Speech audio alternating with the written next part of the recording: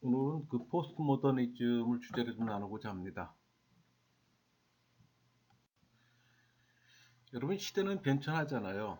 이제 포스트 모던 시대로 들어섰고, 또 포스트 모던 신학이라는 새로운 또 사상이 또 등장했어요. 그렇다면 이 포스트 모던을 정의해야 하는데, 아직도 이 지구상에 이것이 포스트 모던이라 모던 신학이라고 말할 수 있는 신학자가 한 사람도 없다는 겁니다. 그 말은 이 신학 사전은 아직 미완성의 작품이라는 거예요. 그 포스트 모던이라는 큰 나무는 많은 가지를 달고 있지만 어느 한 가지도 나무 전체를 대표하지 못해요. 그러니까 이들에게 공통점이라는 것은 현대 신학의 한계를 비판하고 극복하겠다는 겁니다. 하지만 이런 공통점 안에서도 극복의 방법이 서로 다름을 또 인식해야 합니다. 이 포스트 모던을 가장 적절히 정용한 사람은 그리핀이에요. 그는 네 가지로 나누는데 첫 번째 해체주의적 모델입니다. 주로 그 프랑스 해체주의자 푸코와 데리다의 영향을 받은 이 테일러가 여기 속해요.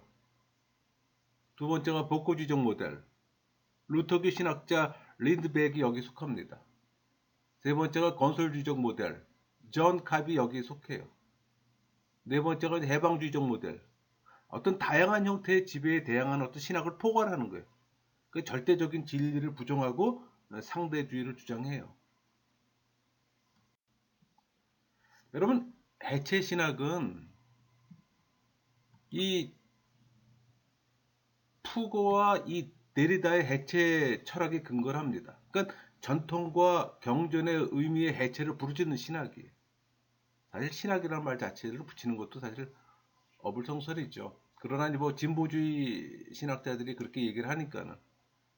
그러니까 해체 신학이 근거하고 있는 이 해체 철학은 모든 이론과 사상 그리고 진리에 관한 학설을 또 해체합니다.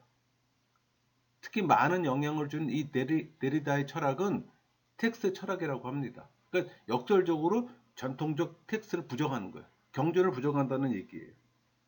단지 텍스트를 짜집기로 이해하는 텍스트의 부정의 철학이에요. 여기든 철학이 깊숙이 들어와 있잖아, 신학 안에. 그러니까 데리다의 철학은 전통적 텍스트 부정과 텍스트의 의미를 해체하는 거예요. 이 해체 신학은 이런 의미의 해체 철학에도 근거를 하는 겁니다.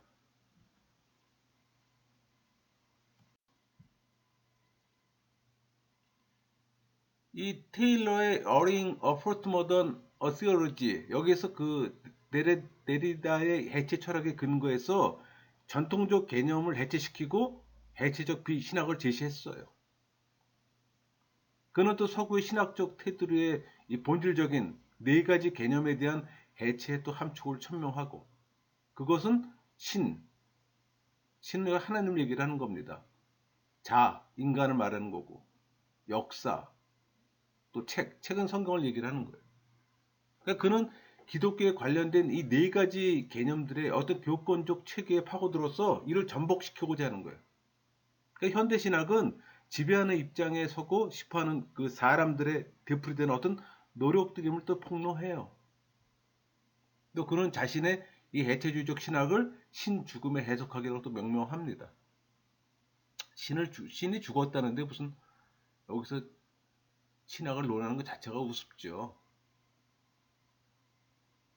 그러니까 기독교인의 지배를 정당화했던 신의 죽음은 잠정적으로 인간이 신의 속성을 분별하고 해석하는 방향으로 나가지만 결과적으로는 그 때문에 인간이 또 소멸된다고 주장을 합니다.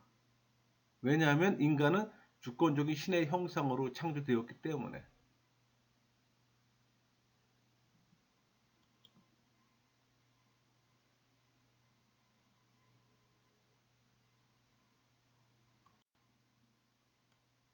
그러니까 해체를 말하지만 테일러의 참된 의도는 기독교의 포기가 아니에요. 그는 성경을 어떤 여백과 간격을 중요시하는 텍스트로 봅니다. 그러니까 책에 종교를 선언하고 또 무한한 분화를 가능케 하는 이 텍스트의 개방을 선언하는 거예요. 그에게 있어서 이 책의 종교는 생산적인 개신 겁니다. 그러니까 해체했던 네 가지의 개념을 그 공식화하는 거예요. 그러니까 신을 글로, 또 자아를 흔적으로, 또 역사를 끊없는 방향으로, 또 책을 텍스트로 해석해요. 그 말은 그는 신의 글, 흔적들, 뭐 끊없는 방황, 그러니까 텍스트에 관한 비신학적 구성을 제시한다는 얘기예요. 여기서 그는 이 전통적 신앙을 해체해 버리면서 기독교의 진리는 흐름 속에 있고 또 그 가치는 비결정적이라는 겁니다. 그래서 그것은 철저히 상대적임을 또 밝히려고 해요. 여러분, 우리가 그 해체 신학을 평가하면 자기 스스로를 비신학이라고 선언했듯이 신학의 자기 해체 작업입니다. 왜냐하면 그 창시자인 니체가 선언한 신의 죽음의 전제 위에서 시작했기 때문이에요. 그러니까 해체주의는 인간성의 부정이고 진리와 가치의 부정이에요. 또 해체 신학은 신의 시해고 신학의 자기 해체입니다. 그러므로 해체 신학은 죄와 사망과 절망과 이 좌절의 골짜기 속에 있는 어둠의 비신학이에요. 또 이는 또 헤어날 수 없는 미로에서 끊임없이 방황하는 어떤 미로의 신학으로서 오류의 신학으로 전락하는 겁니다.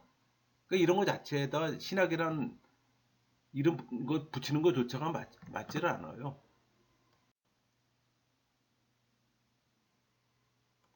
이 후기 자유주의라는 이름은 또 자유주의와 보수주의 어떤 이분법적 구조를 뛰어넘는 의미에서 붙여진 이름이 있잖아요. 그러니까 탈자유적 신학이라고 불려지는 거예요. 그것도 이 신학은 자유 혹은 보수로 갈라져 있는 상황에서 두 뿔을 모두 잡아서 새로운 종합을 또 제시하려는 신학입니다. 그러니까 이들의 신학은 자유적 혹은 보수적이라고 잘라 말할 수가 없어요. 애매모호한 어떤 양면적 요소가 한 덩어리로 되어 있는 거예요. 이런 특징을 가진 후기 자유주의 신학은 또 예일대학교 신학대학에서 산물로 볼 수가 있는 거예요. 그러니까 후기 자유주의 신학이라는 단어를 예일대 역사신학 교수 린드백이 1984년 그의 책 교리의 본질을 통해서 처음 소개합니다. 그래서 이 신학이 탄생된 거예요. 이 조지 린드백의 교리의 본질은 후기 자유주의 신학을 처음으로 소개한 가장 기초적인 교과서로 또 자리를 잡습니다. 하지만 이 책은 조직 신학적인 내용이 아니고 신학적 서론 정도로 보는 것이 더 정확해요. 수준이 낮다는 얘기입니다. 여기서 그가 주장하는 것은 한마디로 말해서 전통으로의 복귀예요. 그러니까 린드백은 복구주의 모델로서 대표되는 거예요. 그러니까 마크 테일러 같은 신학자는 이 전통으로의 복귀 혹은 뭐 전통에 대한 강조를 포스트모던 신학의 가장 으뜸가는 신학적 특징이라고 말하는 겁니다.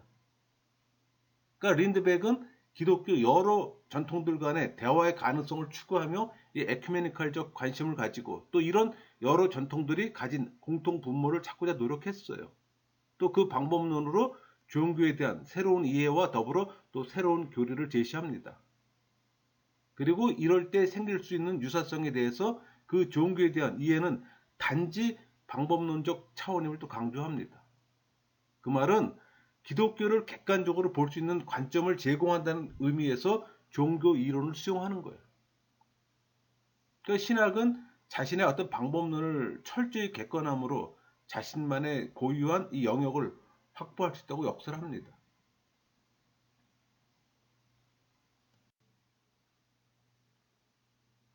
이 린드백은 이 교리의 발전, 유형을 명제론적 형태, 뭐 경험 표현론적 형태, 문화 언어론적 형태로 구분해요. 근데 이 명제론적 교리관은 명제로 나타난 교리적 진리가 가장 참되고 중요하다는 입장이에요. 그러니까 교리는 한 번 진리면 영원한 진리이기 때문에 이들의 약점은 교리의 변화를 설명할 수 없다는 데 있다는 겁니다. 이 경험 표현론적 이 교리관은 교리의 근거를 명제에 두지 않아요. 인간의 경험에서 찾는 입장으로서 교리가 우리의 어떤 종교적 경험을 얼마나 잘 반영하는가에 중점을 둡니다. 그러니까 이건 한마디로 철저한 현대주의 산물이에요. 그러니까 그들의 교리란 내면적 감정, 태도 혹은 어떤 실존적 삶의 방향성을 나타내는 비정보적이고 비서술적인 상징인 거예요. 하지만 이 입장은 상대주의와 획일주의의 위험을 동시에 안고 있는 약점이 있어요. 여기서 린드백은 양극화를 극복하면서 문화 언어론적 형태를 제시하는 거예요. 또 이것은 종교를 문화와 언어와 같은 칸트적 선험성의 역할로 보는 거고, 다른 말로 얘기하면 문화와 언어가 우리에게 거부할 수 없이 주어졌잖아요. 그러니까 종교도 우리보다 앞서 있으면서 삶과 의미를 지시한다는 거예요. 그 말은 종교를 인간의 경험 또는 자아, 또 세계 이해를 구성하는 총체적인 해석 기구로 간주를 하는 거예요. 특히 종교가 지닌 이 공동체적 성격을 강조하면서 또 그는 새로운 또 교리관을 제시합니다.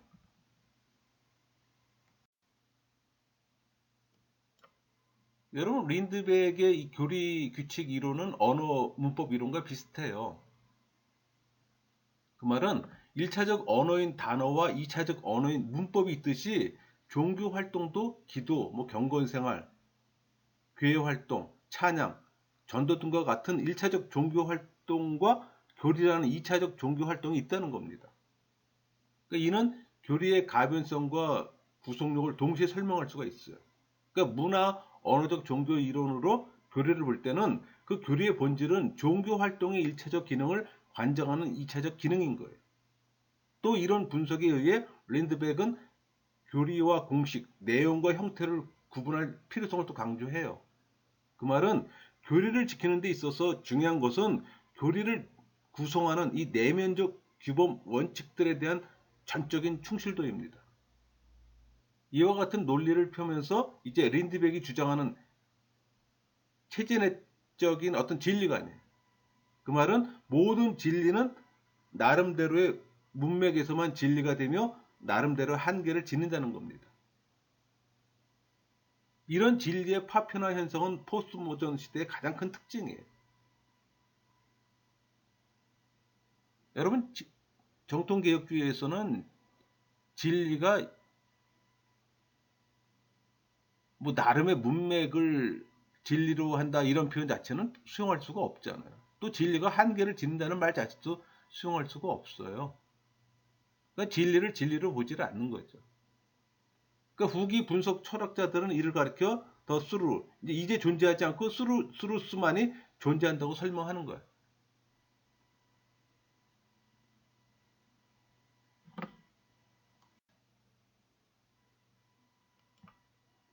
그러니까 린드백에게는 이 존재론적 진리가 아닌 행위적 진리가 더욱 의미를 지닙니다.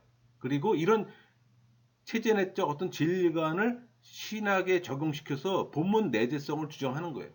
그 말은 그러니까 경전을 삶의 최종 권위를 보고 독자보다 우위에 두고 또 성경의 1차적 의미를 복원할 걸 주장해요. 그래서 성경을 신학의 본문으로 삼을 걸 제안합니다. 그렇게 함으로써 신학은 더 이상 외부인에 대한 어떤 변명이 아닌 내부로 자기 자신의 공동체로 향해 한다고 주장하는 거예요. 그러니까 린드백에게는 진리가 체내 내적인 것처럼 신학도 철저히 성경 내적이고 교회 내적이 한다는 거예요. 또 그것은 신학이라는 학문이 본연적으로 교리적이라는 성격을 회복하는 걸 뜻해요. 그 말은 1차적 종교 활동에 귀 기울이면서 신학자는 이 신앙의 규칙들을 신앙의 공동체를 위해서 기술하는 것이 근본 임무임을 또 제시를 하는 겁니다.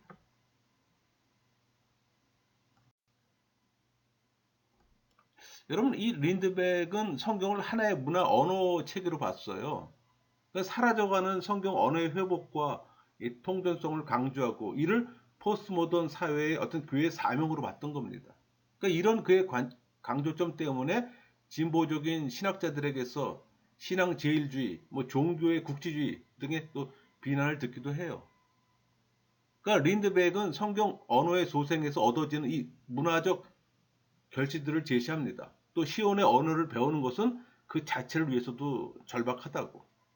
하지만 자신도 하나님을 찬양하기 위해서만 아니라 사회에 대한 관심에서도 그 언어를 배우려는 사람 중에 하나라고 얘기해요. 이런 린드백의 이론은 많은 학자들에 의해서도 비판적으로 또 수용되고 있습니다. 그러니까 린드백이 제시한 후기 자유주의가 진정한 의미에서 새로운 종합이 될지 아니면 또 하나의 어떤 일시적인 새로운 잡종이 될 수는 알 수가 없어요. 이 시점에서 말할 수 있는 것은 이 신학이 신학도들이 관심을 기울인다는 게 문제라는 겁니다. 쳐다볼 가치도 없는 것들인데 진보주의 신학자들이 또 이걸 관심 있게 연구해요.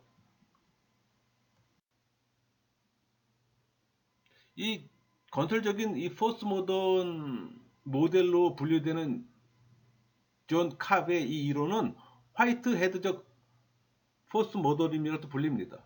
왜냐하면 화이트 헤드의 어떤 유기체 철학에서 과정 신학은 시작되었기 때문에, 그러니까 과정 신학자 캅 대신 캅 역시 이 화이트 헤드의 이론을 따르고 있어요. 그러니까 캅의 이론을 살피기 전에 이 화이트 헤드의 유기체 철학을 살피는 것이 도움이 됩니다. 왜 이런 얘기를 하는 거 아니?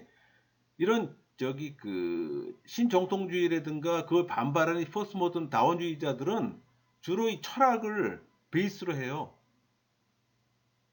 제가 항상 드리는 말씀이지만 철학이 신학 안에 들어오면 안 되는데 정통 개혁을 하지 않다 보니 철학이 들어와서 그게 신학인 것처럼 변질되고 확대되고 하는 겁니다.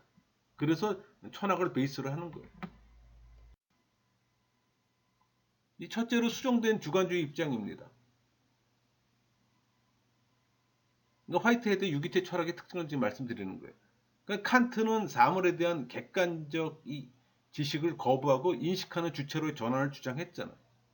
여기서 지금 칸트 철학자 얘기가 나오잖아요. 지금 신학을 우리가 하는데 칸트가 나와요. 그 칸트가 베이스가 되는 거예요. 그러니까 화이트헤드는 이를 받아들였고 더 나아가 인식 주체가 인식 대상인 이 사물 자체와 자신의 신체를 통해 또 친밀하게 경험하고 있다는 점을 주장합니다. 그러니까 화이트헤드에 있어서 이 경험은 인간의 지식과 행동의 모든 영역에 걸쳐 삶의 가치를 충전해주는 기초가 되는 거예요. 둘째로는 이 화이트헤드는 뉴턴적인 기계론적 세계관 대신에 생성과 존재 그리고 상호 관련성을 강조하는 유기체적 세계관을 또 강조합니다. 그러니까 사물은 연속성을 지녀요. 또 이것이 그 사물의 존재가 되는 거예요. 빙이 된다는 얘기. 그러니까 생성과 존재의 요소는 한 개체의 전 과정으로서 생성은 한 개체의 자아 형성 과정이고 또 존재는 한 개체로부터 다시 생성되는 새로운 개체로 전이되는 연속성을 의미해요. 그리고 이런 원인으로서의 창조적 운동, 즉 창조력의 무한한 동인으로서의 어떤 신을 제시하는 겁니다. 그래서 신과 세상은 또 상호 관련성을 맺고 또 신은 세상의 개체들이 생성이 끝나 소멸할 때 그 세상을 흡수 또는 파악해서 신의 경험은 더 풍부해지고 다시 개체를 세상의 것으로 되돌려 개체의 연속성을 보장합니다. 솔직히 말장난 같아요. 세상의 모든 개체들도 상호 관련성을 맺어요. 그 말은 서로 주고받는 과정을 통해 세상을 함께 성장을 해갑니다. 그러니까 화이트헤드는 신과 세상의 모든 개체들이 새로 형성되는 어떤 개체의 형성 과정에 참여하는 것을 다수가 하나로 형성되는 것이고 또 이렇게 생성되는 하나는 또 새로운 개체를 위한 다수 가운데 하나가 되는 것이라고 또 표현합니다. 그 말은 다자, the many는 일자가 되고 완이 되고 일자에 의해서 증가된다는 얘기. 그 화이트헤드의 창조성 설명이고 여기서 존 캅은 화이트헤드적 포스트 모더니즘을 펼쳐나가는 거예요. 참 어렵게 설명하죠. 셋째는 화이트헤드는 정신과 물질의 이원론을 배격하고 또 모든 사물들을 물리적인 극과 심리적 극의 양극적 개체로 봅니다. 그러니까 신도 양극적인 거예요. 그렇게 봄으로써 화이트헤드에 있어서 신은 영혼 불면한 어떤 완전성을 향유하는 신이 아니라 세상과 친밀한 관계를 맺고 세상의 고난과 과정에 동참하면서 늘 새로운 시련을 향유해가는 신이에요. 그러니까 신의 초월성을 인정하지 않는 거예요. 그러니까 내재적인 부분만을 좀 얘기를 하는 겁니다. 그러니까 자유주의의 대표적인 거 있잖아요. 신정통주의가 신의 초월성을 강조한다면 자유주의는 내재주의를 강조하잖아요. 그러니까 우리 첫 시간에 나눴던 얘기잖아. 그러니까 50%짜리예요. 아무리 설명을 잘한다 하더라도. 이 사람 말을 100%다 맞는다 해도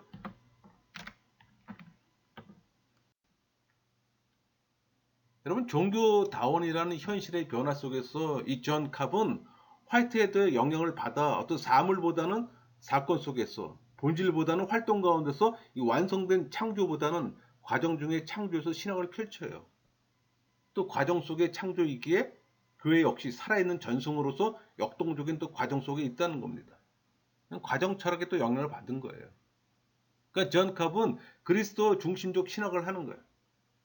그는 기독교의 특성과 고유함을 예수 그리스도에게서만 찾으며 이에 근거한 실존, 즉 기독적 실존으로부터 출발하는 겁니다. 또 그는 이런 실존이 사랑 속에서 새로운 자유를 실천하는 영적 실존이라고 말하는 거예요. 그러니까 삼일체에서도 제 하나님, 예수님만을 선택해요. 그것도 온전히 바르게 설명도 하지 않으면서. 그러니까 이런 실존은 전인격적 변화를 가져오며 사랑으로 향하는 자기 초월의 실존이며 또 기독교적 사랑은 타인에 대한 참된 관심 속에서 자기 중심성을 유일하게 초월하는 사랑이라고 표현합니다. 그러니까 존 캅은 이런 자기 초월의 실존인 기독교 실존이 다른 실존 구조를 완성하고 변혁시킨다고 주장해요. 그에 있어서 그리스도는 궁극성을 띠기 때문에 또 다른 실존 구조에도 선전하는 보편성을 지닌다고 얘기를 합니다. 그러니까 이런 궁극성과 보편성의 그리스도는 세 차원이 있는데 이 창조적 변혁의 현재 역사인 로고스, 또 과거 역사인 예수, 미래 역사의 희망이라고 얘기를 합니다. 그러니까 로고스는 변하지 않아요. 그 육화가 또 그리스도라고 얘기하고.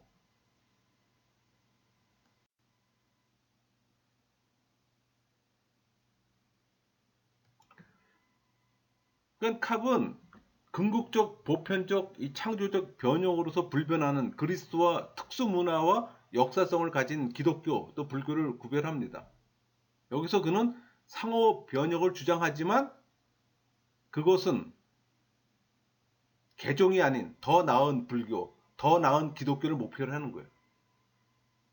그러니까 서로를 내면화해 그리스도를 중심으로 하는 미래 통일을 지향하는 겁니다. 그러니까 기독교 실존 구조, 그리스도를 말하는 거예요. 그건 변하지 않음을 또 말합니다. 그 말은 기독교 실존 이외의 다른 종교들은 기독교 실존 구조의 어떤 파편들로 보는 거예요. 그러니까 예수 그리스도의 파편으로 본다는 얘기예요. 예수 그리스도가 아닌 그리스도, 메시아의 파편으로 본다는 얘기예요. 이런 의미에서 존 캅의 신학은 신중심이 아닌 그리스도 중심적 다원 신학인 거예요. 또 그는 이 신중심적 다원주의 신학이 공통 기반을 선행 조건으로 제시하는 것은 결국 각 전통의 특성을 제거하거나 포기하는 또 결과를 가져옵니다. 이 선행 조건으로 인해서 대화가 방해를 받는다고 비판하면서 또 변혁의 가장 좋은 기회는 차이로부터 온다고 또 주장해요. 그에게 있어서 이 공통 기반은 선행 조건이 아닌 결과예요. 또 그것은 발견될 공통 기반이며 또 생산될 공통 기반인 거예요. 그 말은 그 자체로서는 서로 적대적이고 배타적으로 보이는 요소들을 취하되 그것들의 최상의 요소들을 흡수함으로써 새로운 차원에서 대조를 일으켜 마침내 이전보다 더 풍요와 더 높은 강도를 얻게 된다는 얘기예요. 그러니까 기독교와 불교가 만나서 서로 취하자는 거, 좋은 것들을 취하자는 얘기예요. 그래서 더 발전하자는 얘기예요. 그러니까 다원주의가 전제가 되는 거예요. 그래서 우리 포스트 모더니즘은 다원주의가 다른 의미가 다원주의예요.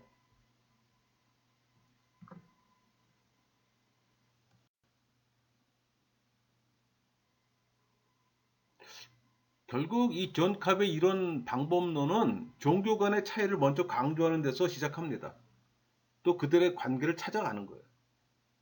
그는 대화의 목적이 전통들 사이 어떤 유사성이나 공통성을 확인하는 것이 아니라 자신의 종교 전통에 전혀 없거나 아직 발견되지 않은 것들을 다른 종교 전통을 통해서 배우는 데 있다고 보는 겁니다. 여기에서 전혀 새로운 가르침, 또 전혀 새로운 실천들이 출현할 것을 기대하고 있다고 그는 생각하는 거예요. 그럴 거 아니에요. 서로 다른 종교들이 만났을 경우 서로 화합하고 협력할 때 거기서 경험하지 못한 것들, 새로운 것들이 나올 수 있잖아요. 기독교에서는 기독교 관점에서는 불교 쪽에서, 불교 쪽의 관점에서는 기독교 쪽에서 서로 만남으로 인해서 그동안 자기네들이 알지 못했던 것들이 나올 수 있다고 생각하는 겁니다. 그는 이 종교 전통 간의 만남의 동기를 자기 전통의 위기의식이라고 말하는 거예요. 하지만 이 위기의식의 실체가 또 불분명해요. 그러니까 그는 기독교의 실존 구조의 궁극성과 우월성을 지적하지만 다른 종교 실정과의 비교, 우월성을 설명하지는 못합니다. 그냥 단순한 생각을 좀 얘기한 것 뿐이에요. 구체적인 이론화시키지를 못했다는 얘기예요. 그러니까 이런 거를 학문 체계로 갖고 올 수는 없잖아요. 증명되지 않았고 설명할 수 없는 거는. 그러니까 이런 비판을 넘어서서 우리가 존 캅의 사상을 받아들일 수 없는 것은 그가 명백한 어떤 사단의 도구인 종교 다원주의를 주장한다는 겁니다. 그 사상이 과정 신학적이라는 겁니다. 그래서 정통 개혁주의에서는 수용할 수가 없는 거예요. 그러니까 성경적 진리는 되어지는 것이 아니며 더군다나 타 종교와의 대화를 통해서 얻어지는 게 결코 아니잖아요. 기독교가 왜 타 종교하고 연합이 돼야 될까요? 그럴 이유가 하나도 없잖아요. 거기서 뭘 배우겠다고, 뭘 얻겠다고.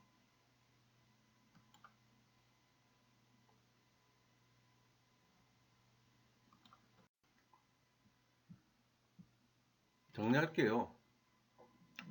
지금까지 우리 포스트 모던 신학의 여러 유형과 그 대표자들의 어떤 신학적 사상들을 살펴봤습니다. 근데 기독교의 관점에서 볼 때 이 포스트 모더니즘의 다원주의는 얼핏 봐도 신앙을 근본적으로 위협할 수 있는 다분히 부정적이며 독소적인 측면이 있어요. 그러니까 회의주의나 상대주의로 인해서 진리가 무너지고 또 종교 다원주의가 나타납니다. 그러니까 기독교인들은 이 포스트 모더니즘을 경계해야 합니다. 그래서 스탠리 그랜츠 교수는 이 포스트 모더니즘 입문서라는 책에서 이런 말을 했어요. 그대로 읽어볼게요. 우리들이 하는 비판적 반성은 반드시 복음의 골자들이 포스트 모던 시대에 사는 사람들의 마음에 의미 있게 들리고 방향을 결정하는 데 이르러야만 한다. 우리는 어떻게 해야 기독교 신앙을 다음 세대에 가장 분명하게 전달할 수 있을지를 알아내기 위해 포스트 모더니즘과 씨름해야 한다. 여러분, 우리는 좋든 싫든 포스트 모더니즘이라는 한 배에 타서 그 문화 속에 지금 같이 살고 있습니다. 그러니까 우리나라는 지금 모더니즘과 포스트 모더니즘의 양다리를 걸치고 있다는 얘기예요. 아마도 별다른 이변이 없는 한 포스트 모더니즘 현상은 더 심화될 겁니다. 더욱이 이 사상을 바로 이해하고 극복하는 것은 우리 그랜츠가 말한 것처럼 우리 자신은 물론 다음 세대의 영적 신앙을 위해서도 중요한 거예요. 또 우리의 사명은 또 막중한 거고. 특히 이 시대를 사는 기독교 지성인들은 이 사명에 눈을 떠야 합니다. 다원주의의 모습을 보고 또 이걸 넘어서서 예수 그리스도를 중심으로 하는 예수 유일주의를 제시해야 할 겁니다. 그러기 위해서는 우리는 더 날카로운 지성과 깊은 영성, 성자의 삶과 사회 개혁에 치우치지 않는 예수의 정신으로 나아가야 될 겁니다. 그러기 위해서는 바르게 알아야 되잖아요. 우리가 포스트 모더니즘이란 게 무엇인가 그 이해함이 있어야 되는 거예요. 그래야 무엇이 잘못되고 무엇을 버려야 할지 생각할 수가 있잖아요. 전혀 정보가 없는 상황에서는 그냥 받아들일 수밖에 없어요, 여러분.